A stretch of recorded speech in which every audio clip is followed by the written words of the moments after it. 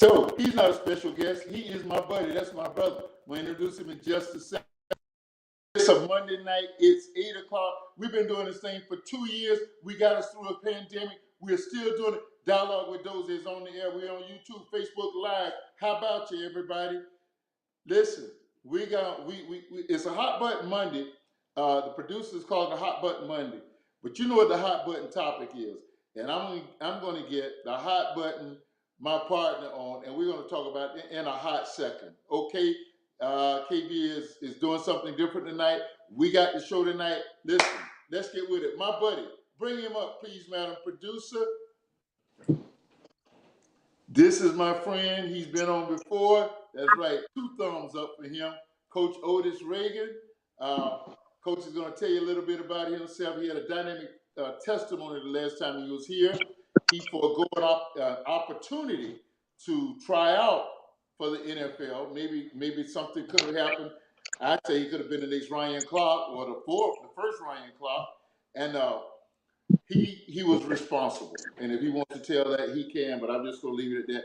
Dialogue with Dozell. Welcome, Coach Otis Ragin. Coach, how you doing, sir? Man, I'm doing wonderful. How you guys out there in TV land, radio land, virtual land? I'm just I'm blessed and highly favored. I'm honored to be on the show with you all again tonight. And I think, like you said, we got a very hot topic. I matriculated through an HBCU after being a product of the Broward County school system, and these are one of the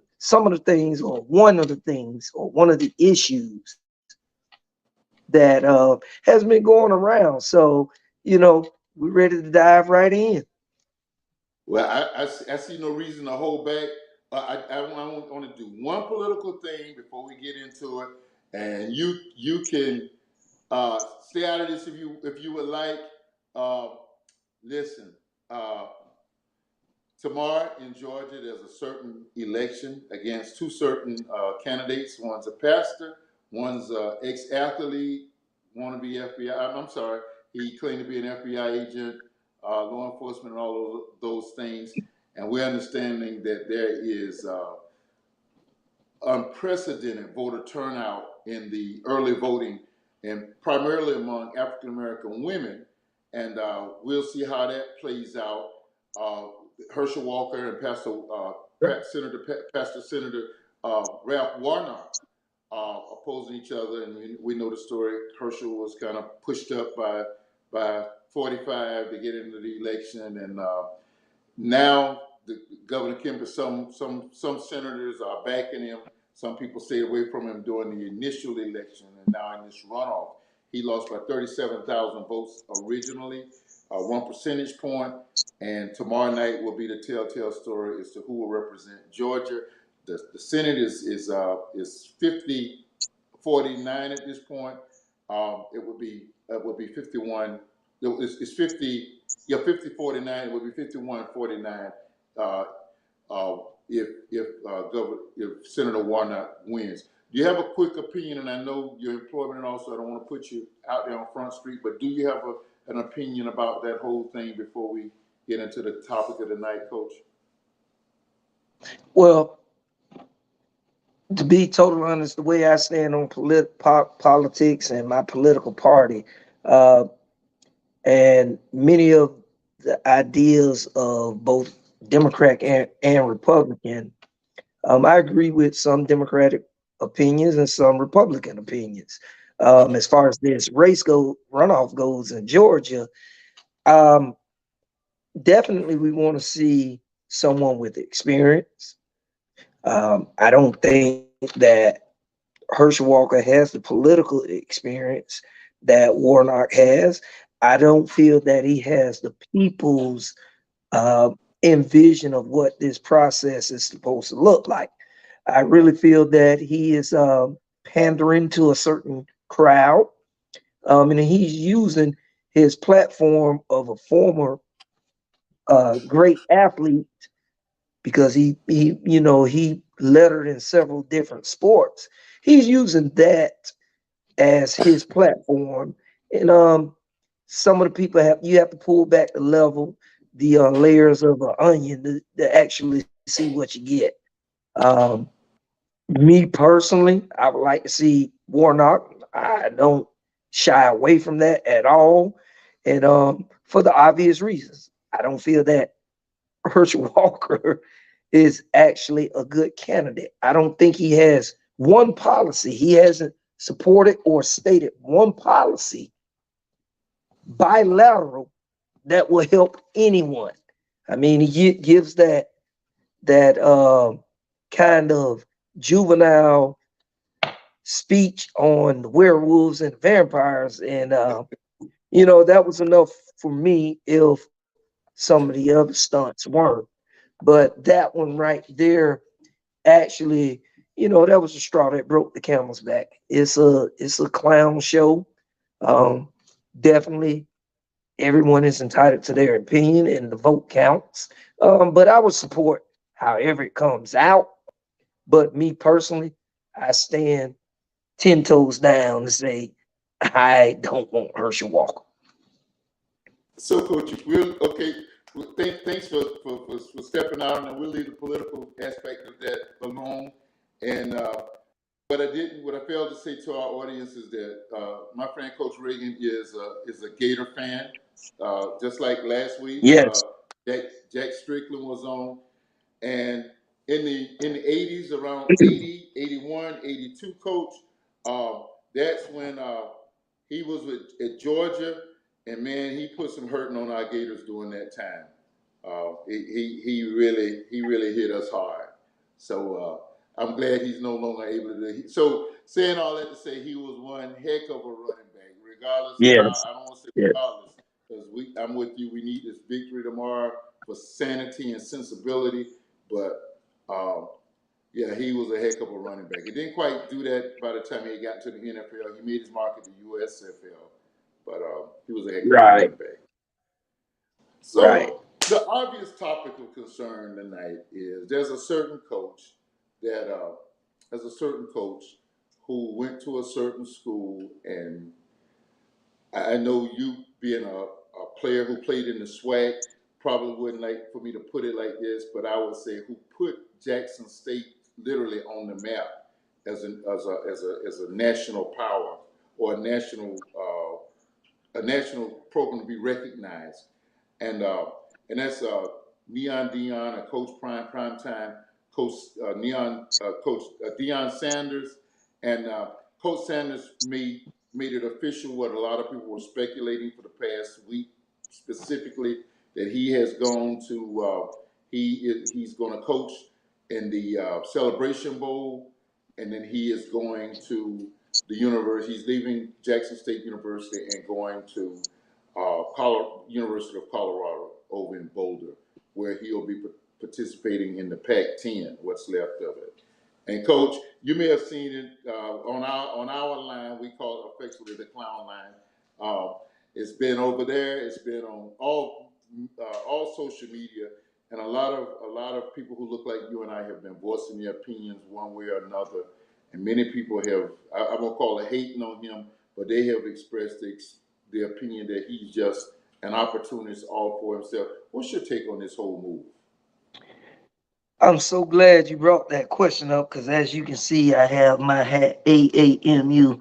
That is Alabama A&M University, Huntsville, Alabama. Yes, we are in SWAC. Uh, just to, on the topic that you're speaking on, I really have no problem with Deion Sanders uh, as far as career wise. He came and did what everyone who knows anything about this sport and anything about this career has done.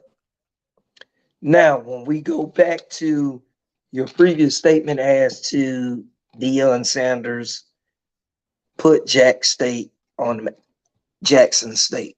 I don't want to say Jack State because that's what we refer to them as, because we are all pretty much brothers and sisters in the HBCU circuit. So Jackson State has always been the leader in 1AA attendance ever since we can go back to Walter Payton Sweetness. There's a plethora of athletes that have come through the SWAC and also the MEAC, the SIAC, and also the CIAA.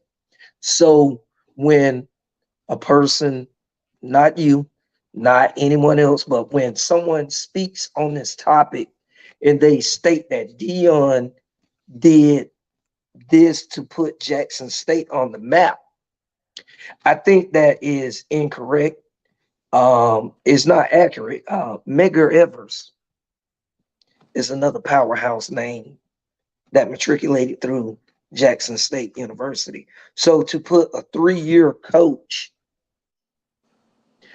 who coached football and put him as the steeple or the staple on Jackson State as a university, I think that is an atrocity. Now, to go to Deion Sanders as a coach and the way he used Jackson State as a stepping stool, there was, in my opinion, there was only maybe 2 or 3 schools that would have allowed him to do that or would have uh, permitted him to do that. And Jackson State was one. I think Southern could have been another. I don't think Grambling would have accepted him. And I think maybe even Florida A&M University would have provided him that vehicle. And the reason I say that is because Deion Sanders was a high school coach, just like you and I are. Um, and when you are applying for those jobs, they want a certain amount of experience of a journeyman that has traveled those roads. Several of my coach guys or classmates that are in this profession, one of my dear friends at Pittsburgh Steelers, one of my friends, he's the defense coordinator at Tuskegee University, Rashard Watson.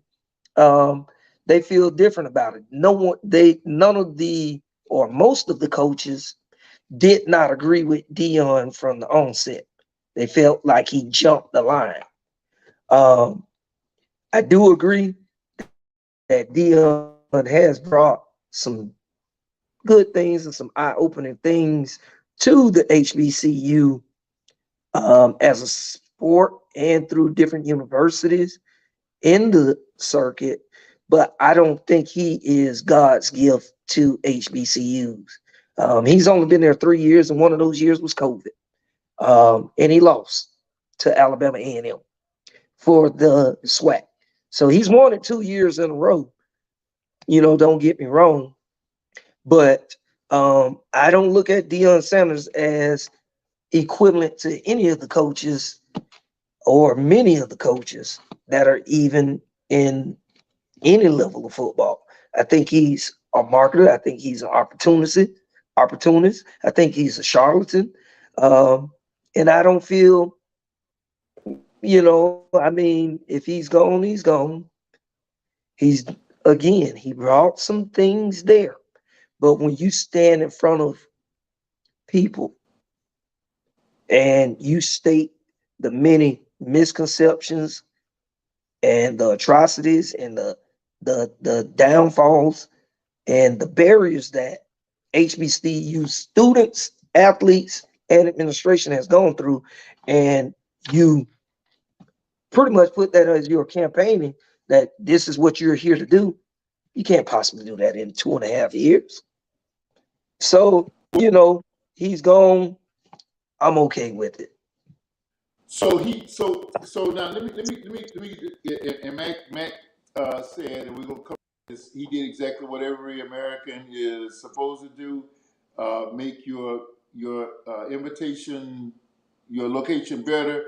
Then when you got there, then he comes back and he says, Lane talks about Lane Kiffin being more or less carpetbagger or whatever you want to call it, one who has moved around. But my question, well, so let me ask you this first. So COVID year, he didn't win. No, Last year, so he did win the SWAC. I thought he lost in the SWAC championship game last year. no, he lost in the Celebration Bowl In the to South Celebration Carolina Bowl. Okay. State. That's the correction. Okay. All right. And then his So first year, Alabama A&M was the SWAC champion. could you say that again? Because I didn't hear you. Who In won it? his first year, the COVID year, Alabama Agricultural and Mechanical University with Akil So is that the hat? That's Glass. the hat you're wearing, right? Okay. Uh, so, Coach, That's one of them. I got plenty. I have plenty. oh, okay. So to be fair, you mentioned Medgar Evers. When we talk about putting an institution on his back or putting it on, I use the term, putting it on the map. Of course, we all know him. He's still who I consider probably the second greatest running back of all time. Even though our boy Emmett holds the record, I'm still a sweetness guy because he was a tough little guy, and he did it all those years in Chicago by himself, and he had an impeccable work ethic. Not knocking anybody else's, but is it not fair to say that with the $33 million that Jackson State brought into the economy this year, and with the was it 13? I don't have those stats right in front of me. $13 million that he brought directly to put more into the university that was there for the exposure and everything. Is it really fair to say that he was not a neon type figure, a drawing card for people to come not only to Jackson State, but to if you notice, well, here's what happened. We got more HBCU games on like ESPN or one of the Fox offsprings, but this year they've been not paying for the halftime show. This year, the halftime show was played on most of those. So can we give him credit for any of that, or what would you say about that? I mean, sure, you can give him credit for that. And those are some, like I said previously, I said he has done some good things and some great things. And he's done some things in a short period of time that many haven't been able to do prior to him. Um, but I hasten to put a an individual over a institution, a scholarly institution, and his greatest impact is economic return from an athletic event. Only thing I'm saying is that the SWAC was there before, Jackson State was there before Deion, and is going to be there after him. I do think he has catapulted it or raised the level, but there's a number of things that went through or that transpired during that same time. Remember, Bethune Cookman also entered the SWAC. FAMU or Florida A&M also entered it. So the conference got larger. Also, at the same time, Deion Sanders he is a figure that many people can identify with. Um, but it just goes what I'm saying about the entire situation. Dion did exactly what I felt he would do because he was a high school coach. The only person gave him an opportunity, or the one we know gave him an opportunity, was Jackson State University. And when they gave him that opportunity, he was able to make his resume better. I don't think his football intellect had much to do with game planning. I think um, Zimmerman, he surrounded himself with a lot of great coaches. Mm-hmm. So, I may seem like a hater, and if that's it, so be it. So be it. I want I I'm want just this speaking. this I don't know if the camera can pick this up, and I've never done this, but this is from the best. Eddie Oh, thank you, Robinson. Madam Producer. That's awesome. Uh, this is from the best resource out there. It's from our clown Good night. line, the plantation football coaches clown line, and it's the coach of Alabama State who he had a confrontation with, and that coach is saying, this meme has him saying, Told y'all he wasn't swag. He wasn't swag from the beginning. And when Eddie Robinson with the I guess you could say confrontation with Eddie Robinson, and we're coaches. So, as a defensive coach, I don't have a problem with any school running the score. My job is to coach my kids to stop you. And I understand exactly what Jackson State was doing at that time, because if you have guys that are second string, third string, whatever string, they're your kids. Yeah. They've Yeah. practiced all week, all year to get in. They don't want to just hand the ball off and run the clock out. They want to play in impactful minutes and plays. Now, the other thing with that, I don't have a problem with what Eddie Robinson did, because I feel that Eddie Robinson addressed it on the field. He didn't go to a press conference and air the dirty laundry. He aired it right there first. I don't know if you remember when Harbaugh and Jim Schwartz got into it about something similar. So this is not something that's totally foreign from athletics. A lot of people like to say, okay, that was a bad look. Well, athletics brings out the good and the bad in a person. It really makes you It's our humble character. yourself. Yes, it will get you out of character if you're not covered in the blood. And even if you cover, it'll still get to you. It's a challenge, right? So So we know, right, coach? it's a challenge. It's sometimes I've had to just walk to the bus. I've had to just separate myself because I knew I was going to be out of character. So, when you stick a mic in a person's face right after game, or I'm going over to shake hands with the guy who I felt did me wrong right at that time, it can get like that. It can get a bit testy. I give both of them a pass. I think Deion handled it well. And I don't have a problem with what Eddie Robinson did. So, coach, speaking on that, there have been a time or two over the 15 years that you and I have coached together. We've gotten headed back to the buses, and you ride one and I ride one, and you put your hand on my back and say, "You all right, Pastor?" so we know about what the heat of passion in football brings about after That's all right. that preparation, all that hard work. That's what. Hey, I want to. We're gonna come back and talk more Dion and more college football. Talk about the Final Four in just a second. But I want to, I want to. There's somebody that I think you coached, and his mother and I had him in the house until you guys let him go and he went to FAMU. DV3 is on the air. He said a couple things. He said quotes like even the playing field to be a conduit for change. He said that there was no problem with Dion leaving, but he played on emotions, of the emotions of the culture. Quotes like "Let's even the playing field." Okay, I think that's doubling back I again. got him. Okay, okay. Then he comes back and he says there was no problem with Dion leaving, but he played on emotions. Okay, that's repeat for some reason. And then he came back and said, next time, just coach. Don't play on the emotions of the people and these young kings. So we're Agree. gonna pick that up. We're gonna hit Agree. a break in a second, but we are gonna pick that up. And then in between time, Coach Kurt, you see him say, Coach O, hello, Coach Otis Ragin, and Coach B.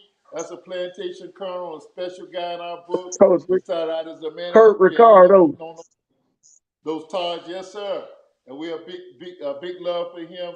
Let me see what was Matt came back and said the institution was in a bad place economically, and he elevated it with a blueprint for success. And did he come That back? he did. Okay. Hey Phyllis, how you doing, sis? Okay, so we're gonna pick right up with that after the break. We're gonna take a break and honor and let our people see our sponsors who make us look good every Monday night and All Sundays. right.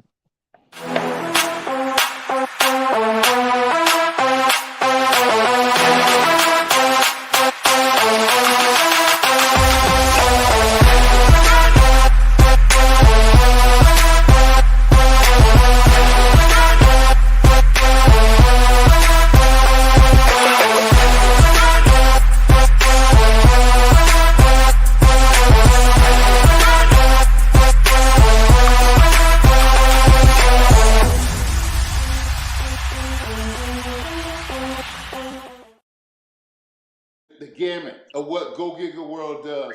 You saw the artists that they had on the group Sounds of Blackness. You saw Soul Holiday. Remember that's Christmas time coming up. They Anthony Hamilton. I won't even try to get him and others. And you saw the variety of forums that they do, the web building and all that. More Go Giga Creations, Go Giga World. Listen, you have just got to sign on to gogigaworld.com. Go to their website, see the services that we couldn't squeeze into that break that they offer, and let them make you look like a king or the queen that you are. That's gogigaworld.com. We're so glad to be a part of it. So tonight, since we're talking college football right now, it's Dame Dog. Oh my goodness, who did she put up? Nick Saban. Dang dog. Likely one of the most successful coaches in history. Many of our generation don't like the school he is, the institution, but man, you got to say that Coach Saban has been a winner everywhere he's gone. Michigan State, 5 national championships over at that school over in Alabama. Had he stayed at the Miami Dolphins, I am convinced that he would have figured it out and made that a successful venture.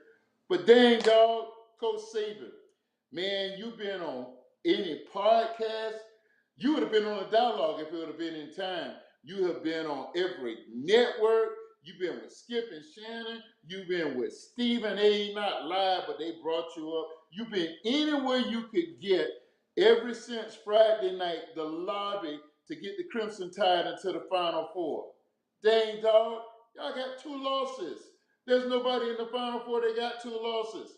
Listen, you say we lost 2 games on the last play of the game against an LSU team who just got eliminated from the Final Four consideration and a Tennessee team which kind of imploded at the end of the year. But dang dog, who did y'all beat? You beat a Texas team whose quarterback was out, and you had to beat them basically on the last play of the game. Dang, dog, you did put Auburn away. You struggled with some teams that should have been easily defeated, who stayed on the field with you to 3 quarters or something. Is that a national power? Is that a team that should be in the Final Four? 2 losses. If you expect them to get in the Final Four with 2 losses, come on, dog, you got to be better than that. I know you're the Crimson Tide. I know you've done great things over the last 15 years over this decade. You've turned it around. You made yourself a national power. They forgot about the guy who wore the hat, the tooth hat, bear something. They know Saint Nick. But dang, dog, I have never seen you beg so much. I've never seen you beg so hard. It was almost like you let down all your pride. You were trying hard to get them in. Dang, dog, I can't be mad at you. Coach Saban, maybe next year. Maybe next year it'll come. You guys will be undefeated. It'll be no question. You'll get in the Final Four, and you'll not only get there, you'll get to the national championship, you'll get there, but not this year. Dang, dog. Sorry about that, Coach Saban. We're back to the dialogue. Had to have a little fun coaching. So, Coach, we're back on this carpetbagging thing. Senator Kennedy in 1968, who was taken from us, went to New York as a senator, and he parlayed that into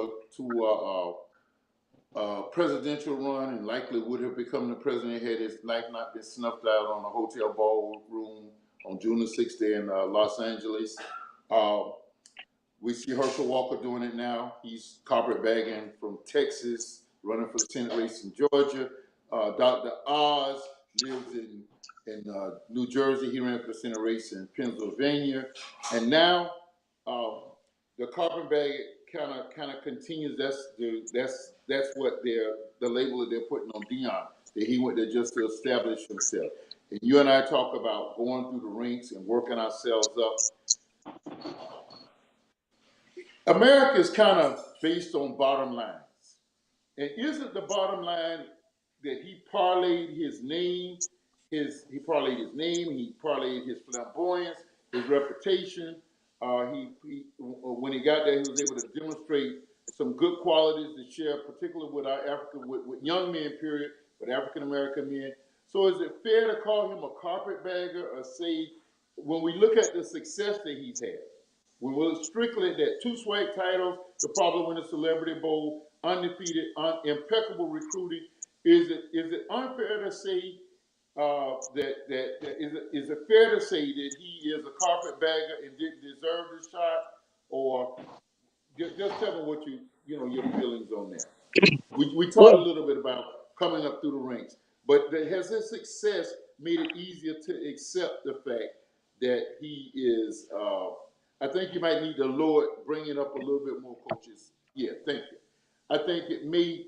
Um, is it fair to say that his success justified the fact that he didn't come up through the ranks like you or I would have wanted to as a coach and work our way up? Is it fair to say success cleared him?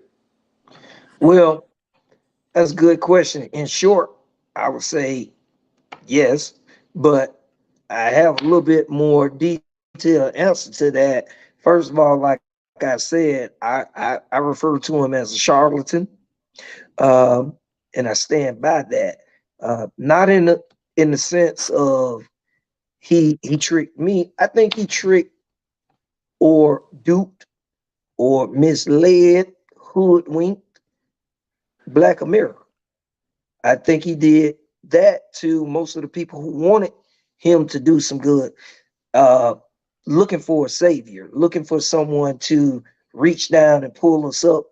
And he was one of the personalities who could have and has done good, great things.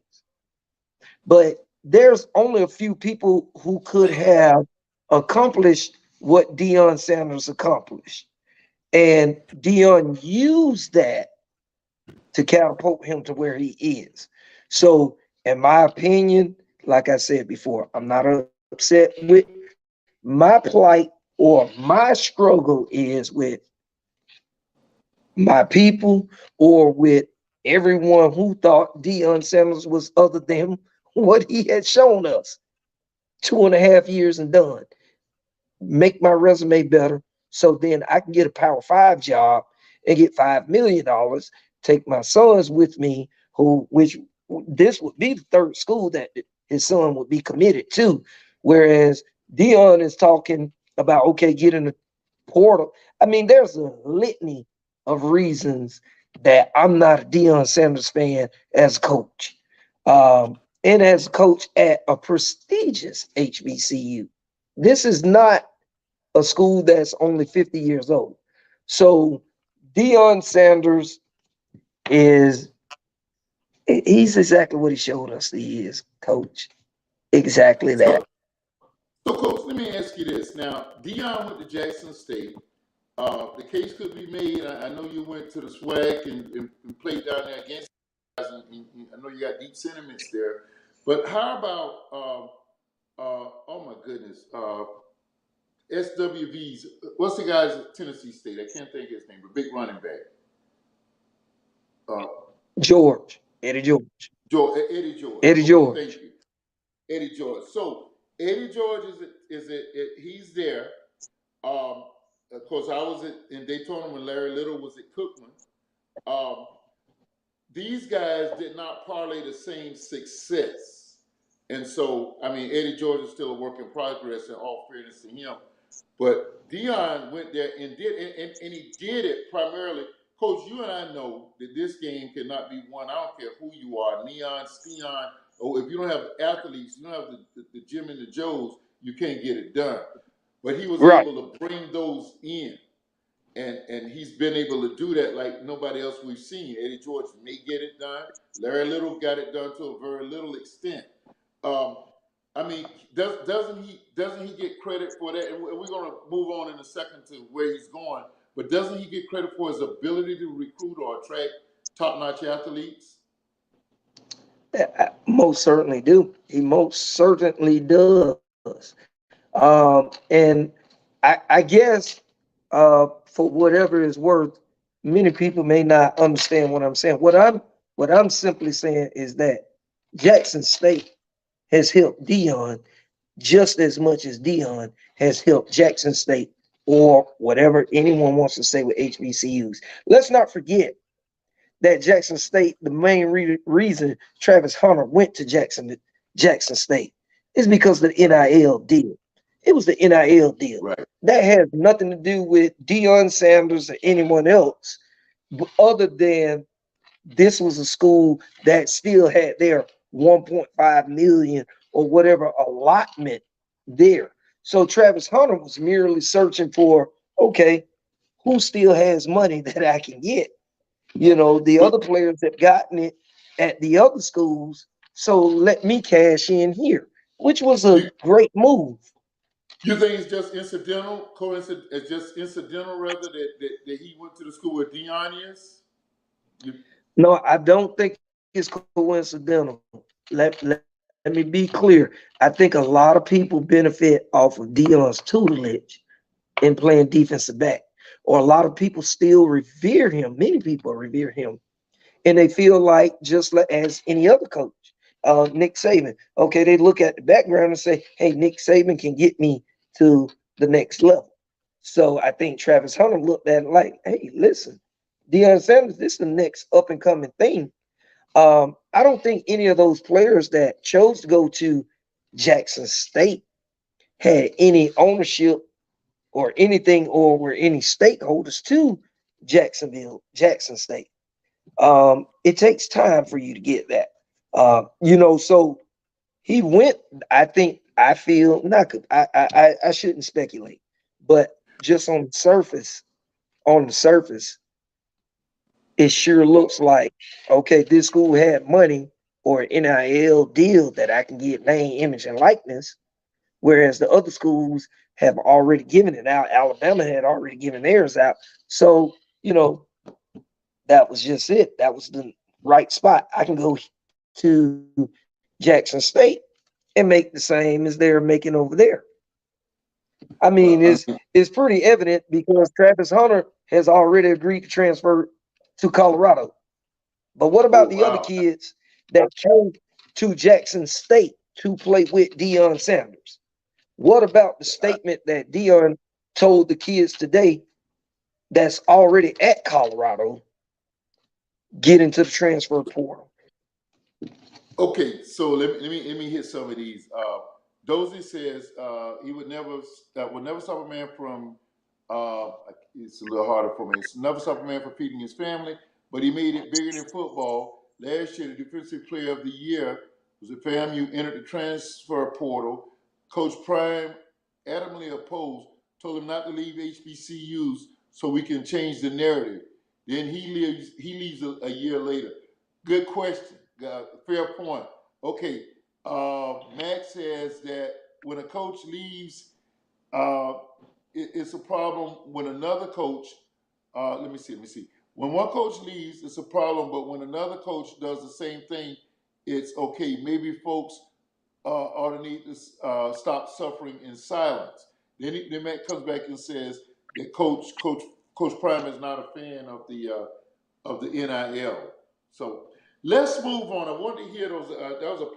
What does he One of mean the he's points. not a fan of the NIL? If there was no NIL, he wouldn't have those big time commitments. I mean, let's be real.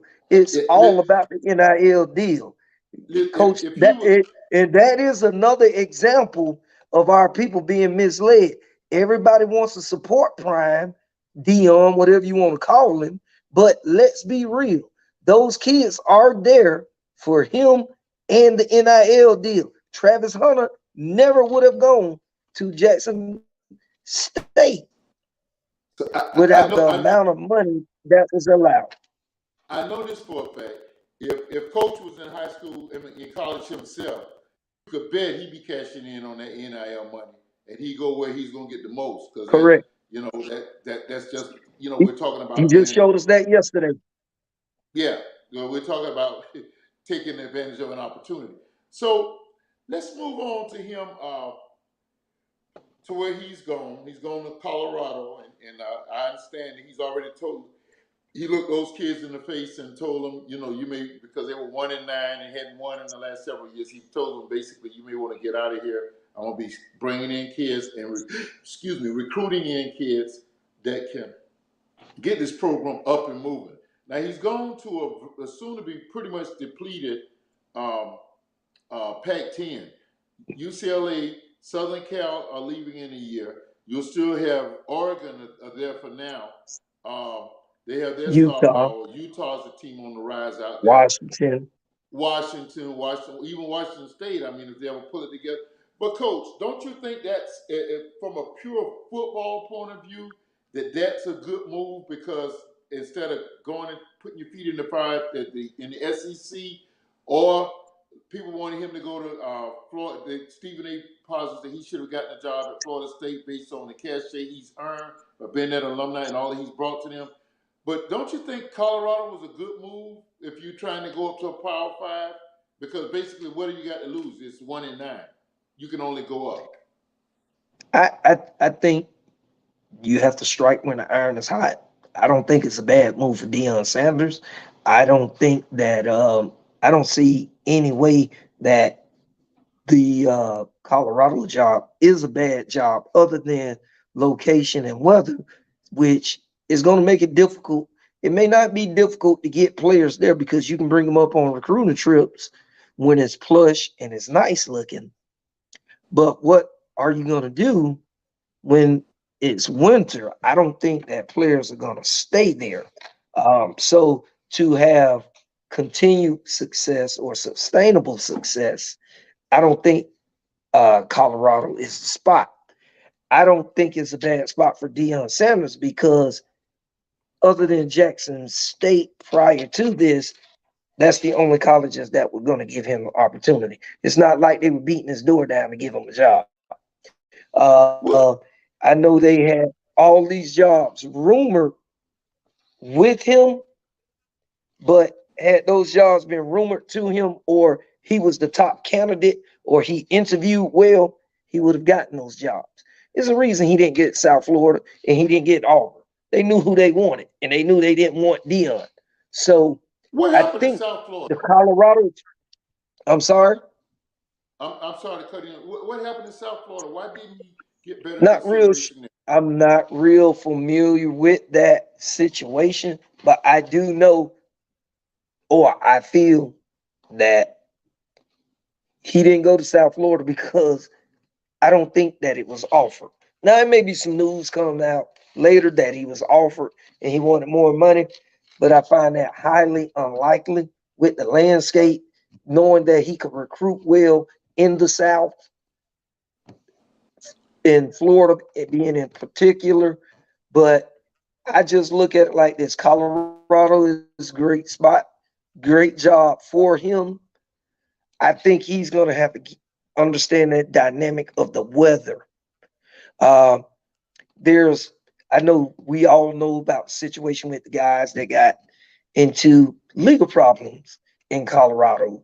The racial climate is totally different uh, in Colorado from what has happened with the football team um, and everything. So I think there are some uphill journeys. Um, I, I I think for Dion to be successful, and I do think it's a good job for him.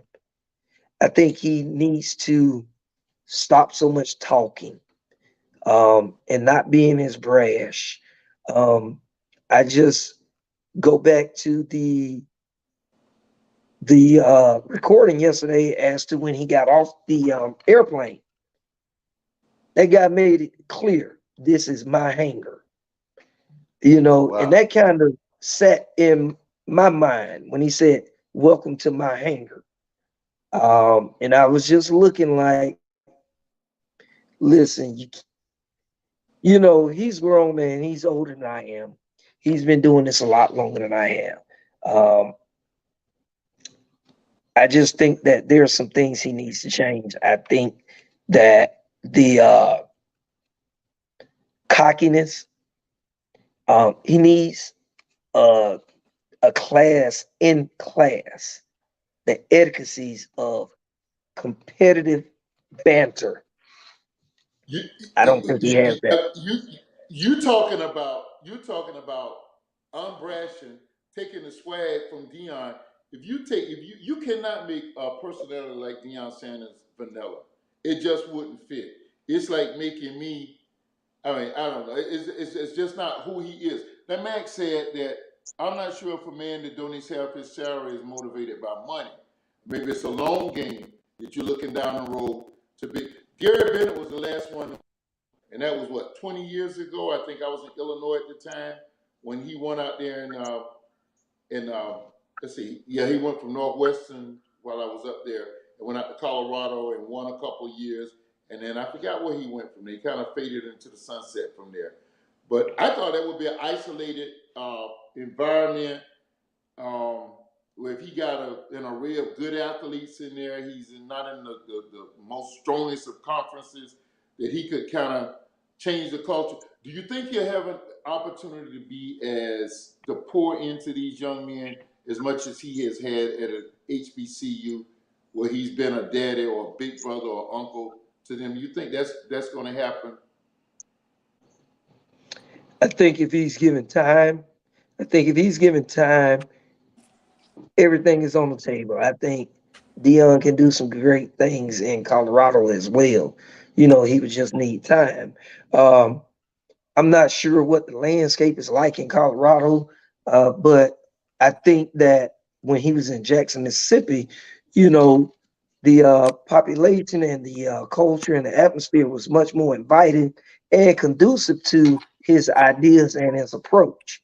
So, when you go back and look at it, hey, I think in a couple of years, we don't know. I think Dion is a good person, a great person, altogether.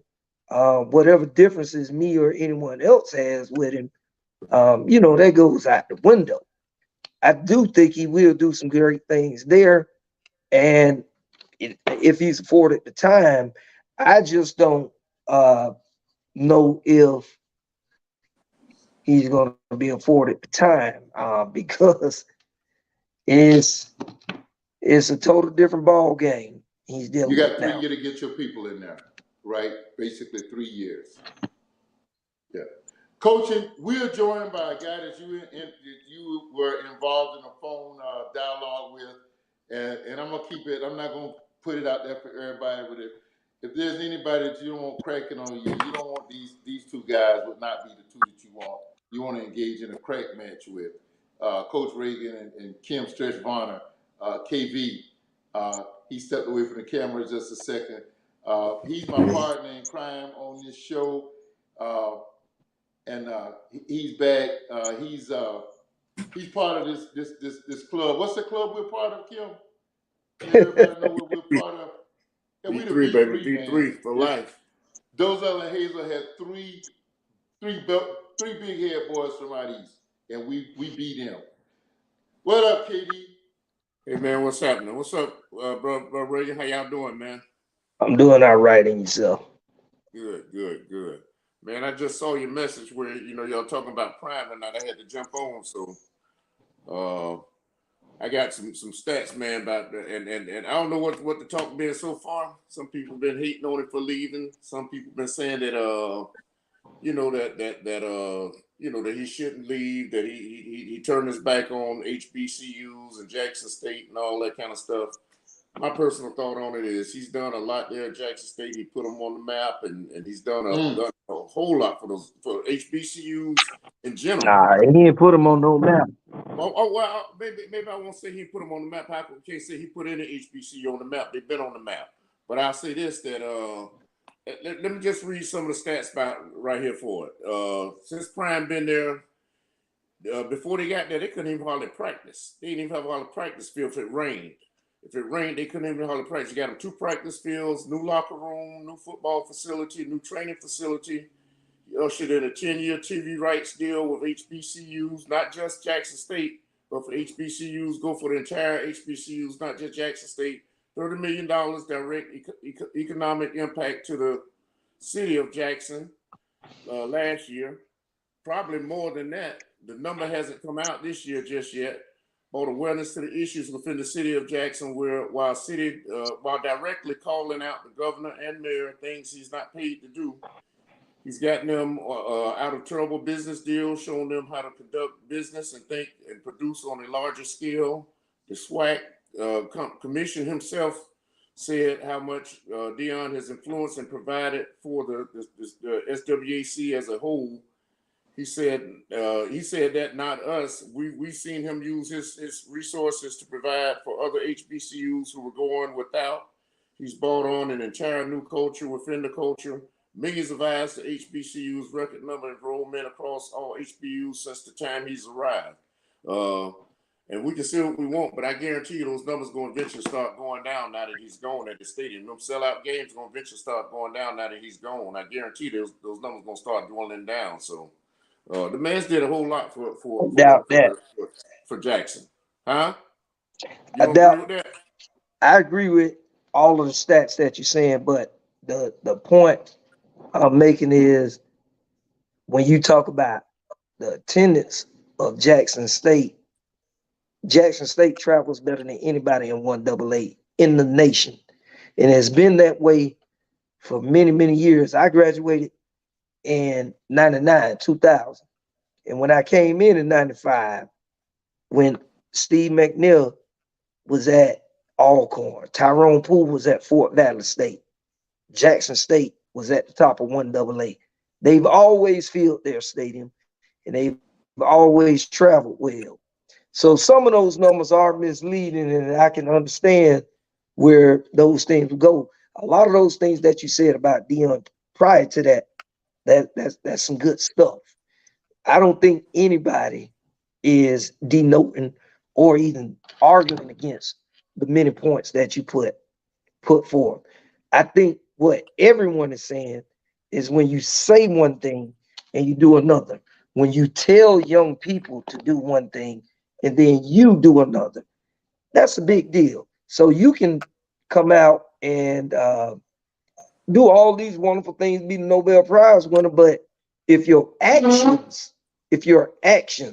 are different than your words, then that's a problem, especially when you're a leader of men and women, and then you have a lot of people who want to hitch that wagon to you, as support. They want to support, get back to supporting HBCUs, and then you show them that, hey, in 2.5 years, look what I've done. I think Deion is nothing more than a peacock in that aspect. He just want to spread his feathers and show off and talk about what he's done instead of continuing what he's done.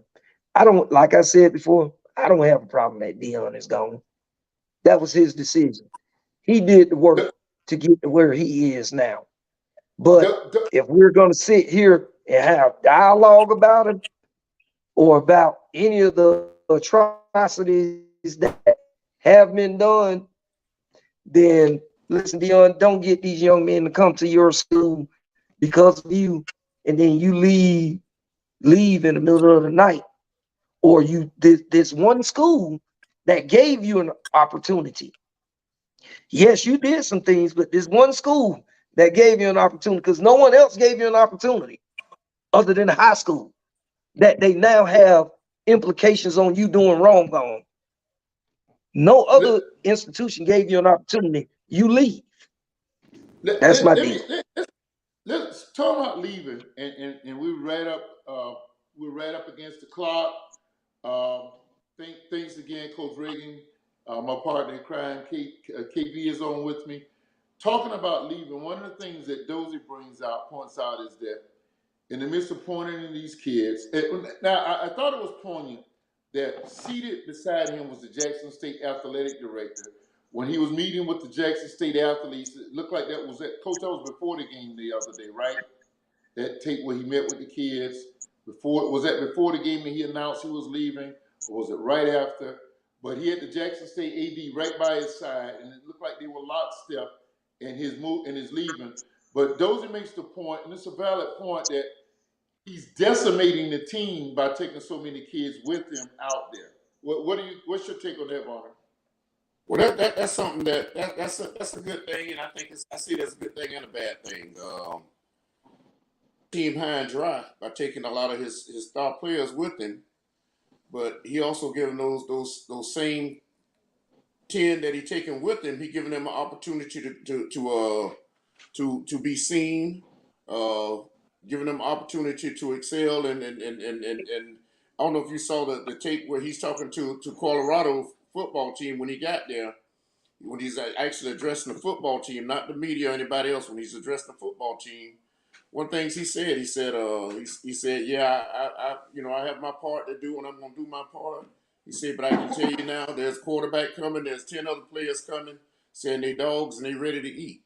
So, he telling the football team, hey, we're bringing some players from JSU with us, and they come, and y'all gonna have to compete for their positions. Y'all not just gonna get a position. It's everybody got to compete. And that's the way I look at that. I don't.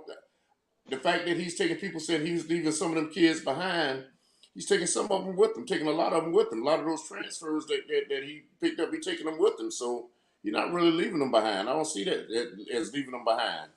And what I got to say this part, y'all might have already covered this prior to me coming on. I don't know. But if I was a coach coaching at an HBCU or any other place, any other team, and I had an opportunity to step up, then that's what I'm in coaching for. I'm in coaching for the build kids' character. I get that part of it. I totally get that part. But if I can get to a higher plateau to build kids' character, I want to do that as well. We all know that they don't recruit out of HBCUs like they recruit out of other teams, other football leagues, divisions. So, I mean, if I can help build a kid's character out, I see he can still do that. Deion has a very unique. I was telling Donald the other day, people don't realize Deion don't curse, he don't smoke, don't drink. A lot of people think he's one of them old, high profile players that's just out there want to be seen and all that kind of stuff. And yeah, he likes being seen, but the man does a lot of good for kids too. So, Coach and Kim, I've just gotten clearance from the producers to run this to 9:15 because we did want to talk. If we can squeeze in some more, a little bit of other issues of football, can we run this thing another 10 minutes, please? We'll be out of here hard and fast. Thank you, sir. I'm not going to ask Kim because he just got on. So, Mac, who has been, and I'm one of Mac's Facebook followers, Mac Anderson. You guys may want to look at. He is. Man, this guy got to be a bona fide comedian. He is hilarious. But he says, and I saw this interview. I don't know if you guys saw it or not. He said a few weeks ago on the 60-minute interview, when they asked Deion would he be open to entertain other offers, he said at that point, yes, I would. So how do you feel about that in him doing that and in fact leaving? go ahead, bro. You go ahead.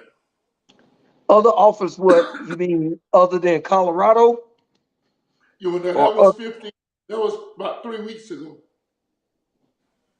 I mean, as your brother put, what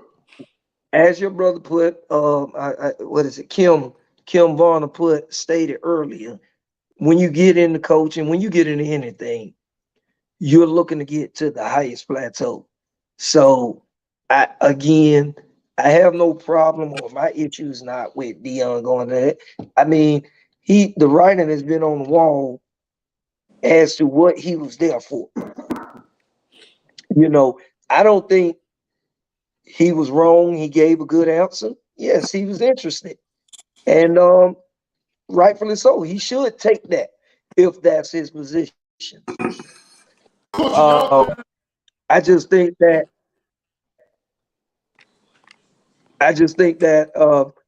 the whole thing with him leaving, the only thing wrong with the way is the way that he left. All right. And I've stated several times, and he's got to be careful because, like, when he came in there and introduced himself to the team, like you said, Brother Kim, he said he's bringing some dogs in. You negated to mention that he told those kids to enter the transfer portal. I think that's pretty low to tell kids that have given their all to an institution, It may have come up short. Their coaches may have come up short, and so have they.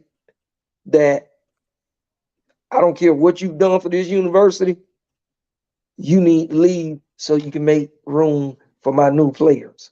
Um, when I was in school, I played for 3 different coaches, and none of those coaches bothered any of the kids that were on scholarship. That's the one thing about the HBCUs, or the culture of the HBCU. Like when Eddie Robinson made the statement, "You aren't SWAC." Those are some of the commitments that mean something. Um, and I don't think that's going to fare well with Deion. Um, I think that was something he needs to walk back, because that could be the beginning of the end for him already. But Getting rid Coach, of kids. Go ahead. yeah, I want to. I'm sorry. Isn't this a different era though? Isn't it with the portal and everything? Isn't it? And of course, we have discussed the portal in nauseum on our line and so forth. But isn't this a different era now about kids? Pulling out back even when you played. What 30 years ago, 20 years ago, 30 years ago, that was almost unheard of, transferring out. And Not that now, long ago. I'm sorry, well, nobody ever accused me of being a mathematician. Uh, yeah, you said 99. Okay, my bad. Yeah, that's right, because you were there playing with Dozell first. So, uh, but even so, that makes the point even more. 20 years ago, this was almost unheard of a kid transferring out and going to another institution. So now Correct. that that's more common and it's allowed, I mean, is that fair to hold that against him to tell people that you need to hit the portal? At least he's being straight up and honest with him. I mean, to Kim's point.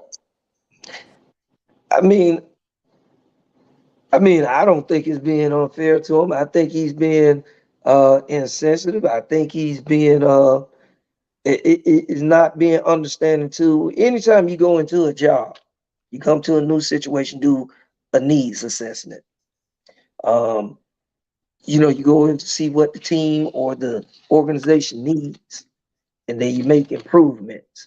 I'm not a fan of going in there and riling up human resources. You know, if some people may think, okay, he's being honest, okay, but I think that the kids that may be seniors and juniors, the kids that have committed to this program and they want to stay, they should be allowed to stay. I think he should be able to recruit only within the players that leave, that voluntarily leave. I don't think you should be able to kick a kid off, or run a kid off, and then all of a sudden that money is still available to bring in another kid. Because if that's the case, that's what all new coaches are going to do. They're going to run off a lot of kids that are making academic progress. If you're making academic progress, you're buying into the program. I think you should be a part of it. I don't think that the new coach should be allowed to take what you have earned in high school for 4 years just because it's a new coach. And Coach, I totally appreciate, and I'm gonna add questions to Kim in a second. I totally appreciate what you're saying. But again, and both of us have kids that are on scholarship in school, athletic scholarships. But again, I'm saying this is and of course, just to set the record straight for our audience, that athletic scholarship is a 1 year, it's a year-to-year deal. It's not a 4 year package, year-to-year deal. But I think we have to say that that whole process, that process has evolved, and it does. I Yeah, fully appreciate yeah, what you said about the academic piece and the college culture piece and the contribution that a kid makes at that institution that may be beyond the athletic, the courts or the fields or wherever. But I think that it's an evolving process, and where it's going, I don't know. And the whole evolution is to make the playing field equal, not equal, but try to even it. I just said the same thing, but to try to make it where an institution is not the only one reaping all the benefits off of your sweat and your labor. Kim Ella had something to say. Well, yeah, I just want to say, and Coach, I totally respect your opinion on what you're saying, and I kind of agree with you a little bit. Coach going and just to tell players that, hey, I got new guys coming in, but I think he's gonna make them compete for the position. I don't think he's just gonna give them that position just because they're coming in. But my thing is this: what do you do if a player transfers on his own? And he goes to another school. You look at when Cam Newton, I saw Mike Anderson put Cam Newton's name up there. He saw he wasn't making it at Florida. They was going Tebow way, and he went to Auburn and ended up winning my Heisman Trophy. Not Players. true. Not true. What part's not true? Cam Newton got in trouble with those computers. That's why Cam Newton left. Cam Newton would have been that's why Cam left. If Cam would have kept his nose clean, Cam would have beat Tebow out. He would have beat him out. But let me say this, and I know this because I worked with I did security for the NFL for the Jaguars here, and I had to go do that investigation on Cam. That's why I can speak on this. I'm not just making this up or just grasping, but okay. Cam could have. He was allowed to stay at Florida if he chose to stay there. They didn't make him leave Florida. Right, but they both were freshmen. They both were freshmen. They both were freshmen. They both and they both were 4 or 5-star athletes. So when he saw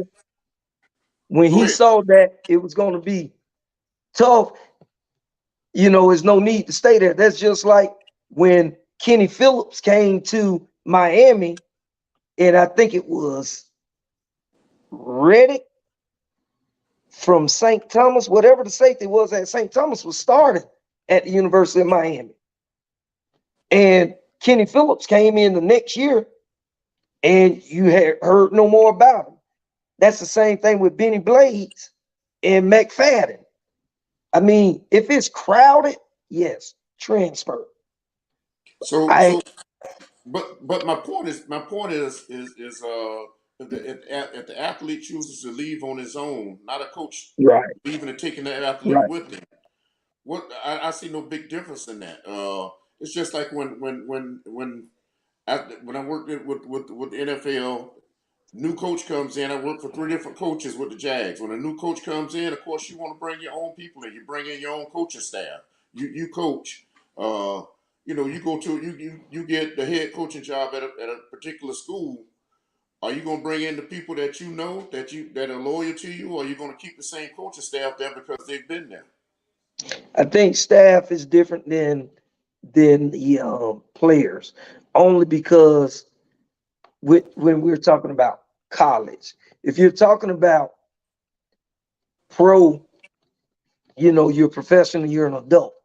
When you're talking about college, I think it's a little bit different, or for me it is, because you're telling a kid they're still kids. They're not doing this professional, so their options are not wide open. So you get a kid that made a commitment, and you're taking him off scholarship because you're bringing someone else in new. I think you should compete. I think healthy competition is good. Right.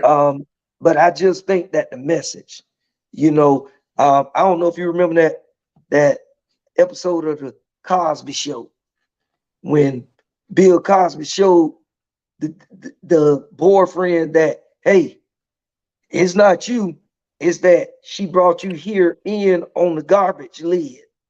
You're a good guy, but she brought you in and served you to us on a garbage lid. So we looked at you differently. So it's just the delivery of DEION'S message.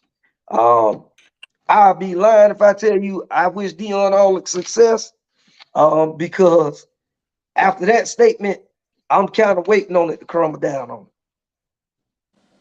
it. So what? And I get what you're saying. Comparing apples to oranges with coaches, and I mean with college and pros. But even on the college level, on any level, actually, Right.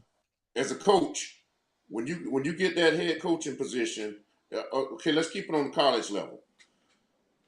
When you get that coaching position, once you take over as that new coach at that college that you just went to, those athletes that are there were the athletes that the coach before you recruited. You didn't recruit Correct. those athletes there. So when you get Correct. there, you're going to start bringing in, and some of those guys you're going to keep there because they're ballers, they're dogs, you know. But you're going to also start bringing in some of the people that you want to recruit. That some of the recruits that you see that you will bring in, you might not agree with the same recruits that coach prior to you had there. So you're going to bring in your own recruits. So isn't that not Right. the same thing, or am I wrong? It's the same. What you're saying, I understand what you're saying, and I agree with you on that. Um, the dynamics have changed. It's a year-to-year thing. So if you're a coach and you can do it, then okay, that's how they're doing it. I don't agree with it. Um, because I just guess I would do what I would do as a coach Right. is those guys that are committed with me or the guys that were committed to that university. Hey, we gonna roll. I don't care how bad you are. I'm gonna recruit with the slots that I have. That's me. But I understand Well, that others you do will it put your different. coaching position on the line by playing those guys, even if just because they're loyal to you. And I believe in loyalty. I'm a big person on loyalty. But if you got those guys that's been there and they're loyal to the university, they might be more going into their junior year, whatever the case might be. And you got some dogs that you can bring in and put in those positions when you get there as a new coach. And you can and of course, they look at winning. That's how you keep your job as a coach. So you're gonna Right. put your job on the line just to keep playing those guys because they're loyal to the university, or are you gonna bring some guys in that gonna bring some I'm wins? not I'm not getting rid of them. I'm not getting rid of them. I No, mean, I'm not. if you gonna keep I'm them on the not. team, you gonna continue to play them, or are you gonna play your dogs? I may not play them. I ain't say play them. I'm not taking their money. I'm not taking their money, is what I'm saying. So Okay. understand me clearly. I'm not taking their, I'm not going to take what a kid has worked for, blood, sweat, and tears in high school. I'm not going to take that away from him. I'm not going to take his money. Even if I make you, hey, look, GA, equipment manager, film manager, we got to do something. But that kid is not going to be missing his money and his parents. You know what I mean? I'm not going to do that. I couldn't do it. I want coach you I when you couldn't get to live with college. myself. When you get to the college ranks, I want my grandkids to play for you because I like the way you rap. Hey, listen, That's admirable of you, we're Coach. That's real up admirable of against you. Yeah. time. Coach, I gotta address this. Mac I wouldn't make it. contributed. I wouldn't make it. Your brother telling you right now, they'll get rid of me. Okay. Now, like I said, Coach Ragin and I are both Gator fans. And Steve Davis asked me today, what drags you to the Gators? I said, man, I'm from Jacksonville. I sold pop at the swamp as a kid growing up. I'm from Jacksonville. That's all I knew. So, but Matt and Coach, we got to address this. He says that that Leak was better than Tebow. I just can't really let that stand. I think they both had their I used to get the Tebow's freshman year when they used to bring Tebow in to score when Lee. It was what the Yeah. Miami Dolphins used to do. Mercury Morris and Jim Kick. And Zonka Yeah. run the ball Yeah. down the field. Then Schuler would bring Get to Kick the in to goal score the line. touchdown. Yeah. But I saw what he was doing. He had a kid that was ready for the field, and he basically was honoring Lee by leaving him out. What you think about that, Coach? And Kim, I don't mean to. I mean, you want to go first? I don't know. I mean, this is easy to me. This is easy. Uh, Chris, Chris Lee, Chris Lee was a far better passer than Tebow. His Yeah. hands down. But Chris Lee didn't have the heart or the leadership. Um, he didn't command the team. They didn't want to play for Chris Lee. I was so glad when Chris Lee left because I couldn't get with that disconcerted look that he and Russell Wilson gives you when they're unsuccessful. And He a I'm a Seahawks fan, Seahawks Kim. fan, so I can say that. So I can say that. I can say that. Those are two quarterbacks that I loathe. Um, Tebow, on the other hand, no, he didn't throw a great pass, but he had so many other intangibles. It's kind of like when you go to running backs. I would pick Tebow over Leak, just like I Yeah. would pick Emmett or Marshall Faulk over Barry. But if you ask me Wow. who was the best running back, I'm going to tell you it was Barry. Yeah. But I'm going to take Emmett and a litany of other players before Barry, because guess what? They could catch, they could block, they can run. Barry did one thing. He did it very well, but Yeah. I'm a versatile guy. I prefer a versatile player. Simply put. Fair point. Fair I, point, Coach. I'll Fair, say this, and I ain't cut you off, did I, Coach? No. Okay. I'll say this. I think that the Tebow leak situation was like you said. I compared it to just like the Dolphins used to get Mercury, run them all down the field, get them to the goal line, then get the Zonka to score. But you got to look at the fact that Leach was what, 5 something, maybe 6 feet at the most, 180 pounds soaking wet. Tebow was bigger, he was stronger, and he could punch that ball in the end zone. I get that part of it. Zonka could punch the ball in the end zone at the goal line. You know, as far as Barry and those other backs, I think if Barry would have had some help, you would have heard a lot more from Barry. Barry would have had him some rings if you would have had him some help. Barry was a heck of a running back. But I get what Right. you say when it comes to heart. It's just like Jordan and LeBron. Right. Jordan had way more heart than LeBron got, and if LeBron ever had the heart that Jordan had, he would have more. Would He would be have got close. more rings. Right. That's my yeah. opinion on it. You know, and I get what Yeah. you're saying about Emmett over Barry. It's a hard thing, and you got to have heart when you're playing sports, man. You know, I believe in having a couple of bullies on my team that don't care about Right. nobody how big you are. You're gonna go out there No. and take their lunch. You know, so. Yeah. Co- Yeah. Coach, And w- and and Coach. that's true. That's true. So Kim, I came Good. in, I hear Coach. you. He already knows I'm not a mathematician, so I don't want him to say that I can't tell time. Also, we're asking to hold him for 15 more minutes, and he's been so gracious. He came on the left, and I just totally appreciate him. Before we get out of here in the next 3 minutes, I would just want to ask you guys. You guys have a problem with the Final Four that made the playoffs? Number one being Georgia, number two being Michigan, number three being TCU, and number four being Ohio State. Is that how does that fit with you guys? You can go first. After my team getting beat in the first quarter, I changed the station, go look at Martin or something. So my man, my hurricane sucked this year. So I haven't really followed college football as much. I know that those 4 teams, top teams. I watched Georgia because my wife's a big Georgia fan, and I think Georgia gonna win it all. I'm glad to see Alabama out of it for a change. TCU, I'm questionable if them boys gonna be able to do anything in the playoffs.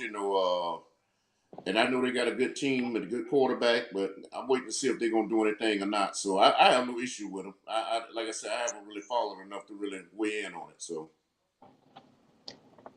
Yeah. I agree. Other than with TCU, uh, I think more people would rather watch Bama other than TCU, but you can't justify it. So they right, got it right because that's what it should be based on the brackets and based on why we play a season. But if you go to the eye test, TCU should be out of there. It's Georgia and then everybody else. That's it. so you agreeing that Georgia gonna take it? I hate to say it because I dislike Georgia. I mean, I'd rather watch paint dry than watch Georgia play. You know, they play so boring. They so boring. I'm not a huge That's Georgia fan. My wife is a Georgia fan, so I've been watching them, and I kind of like them a little bit more because I'm just glad the way they've been beating up on Alabama.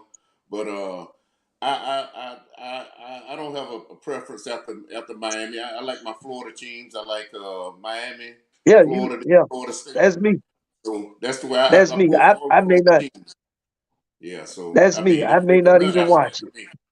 Right. I think we're gonna have Yeah. some good football. If Georgia doesn't dominate, I think the Michigan game will be a barometer. If Ohio State can stay in the game until the third quarter, that could be a game. We'll see. I think the only way for this thing to fall down to a good 2 games, it would have to be Georgia and Michigan borderline each other. I think we lost Coach Kim. I appreciate it, Right. man. Listen, glad you hopped on, bro. Yeah, man. I was sitting there watching Tampa Bay and New Orleans play, and I looked down and saw the text. I lost track of that. It's even Monday because just been running so much lately. So, but yeah, I want to hop on, chime in on this thing with Deion because I've been on Facebook with some people about this thing with Deion. So, I'm not mad at the brother for leaving. I just can't. I can't say I'm mad at him for leaving.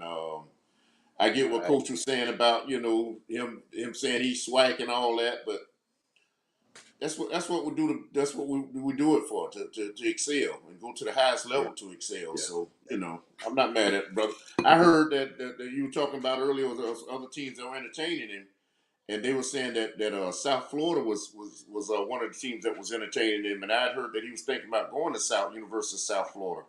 Now I would have much rather him been there, being here in the state of Florida, being that he's from the state of Florida. I would have loved to have seen him stay here in the state of Florida and pick a team. I think he's ultimately trying to get to Florida State. If they haven't pissed him off, I think he's ultimately trying to go back to Florida State anyway. So I would have loved to have seen him have seen him go to South Florida. And I think that would have been a good spot for him as far as players, as far as recruiting, as far as everything about it. South Florida has been a decent team, and he's a decent coach. So I think it would have been a good spot for him. But I ain't mad at him for going to Colorado. I don't, I can't, how can I say, well, I can't say it because I can't say it the way I want to say it without it sounding the wrong way. So I'm happy for him. Uh, you're talking about Tampa Stadium, Kim. Last week, you and I were together, and we had a memorable moment over there at Tampa Stadium. I'll just leave it at that. Listen, as I see it, I've been looking at all the banter. I've been watching all the posts. Tonight, I think we had a hearty conversation about this issue, and I concur with my brother that you put yourself in a position to advance. I think he did a whole lot for Jackson State, the city of Jackson, HBCUs, and for our young men as a whole. And I think to move on at this point is not the most horrible of things in the world to happen. I'm happy for him, and I think kids at the next level are going to be blessed by Deion's existence. Asking him to tone it down, well, I don't see that happening. Or I don't think we want to see that as long as he's in the game because he is brash. That's just who he is. Matt, Dozell, all I saw of us. Curtis had chimed in too. So Yeah. Who's that? I saw Curtis had chimed in also. Meant to mention Curtis. Thank you. He pops in every night, every Monday night, and thank you. And young lady, we certainly appreciate her comment. And Ken, glad to see you here tonight. Next week, we're gonna kind of reassess what happened in Georgia on Tuesday and look at some other things. And then 2 weeks from tonight, the Dialogue has a very merry Christmas show. And we want everybody to be here. We're going to try to spread some good cheer, have some fun. We might have Coach Curtis on with us, or somebody we can have a little fun and talk about holiday cheer, maybe family members. We had a very Varner Christmas the first year. We're going to put together a show that you're going to enjoy. Plan to be with us in 2 years. Matt, thanks, man. You commented with us all throughout the show tonight, man. Thank you. To our producers, ladies and gentlemen, the best production team in the world, GoGigaCreation.com. This is it. Dialogue with those. We'll see you next Monday night. Thank you. God bless. KB.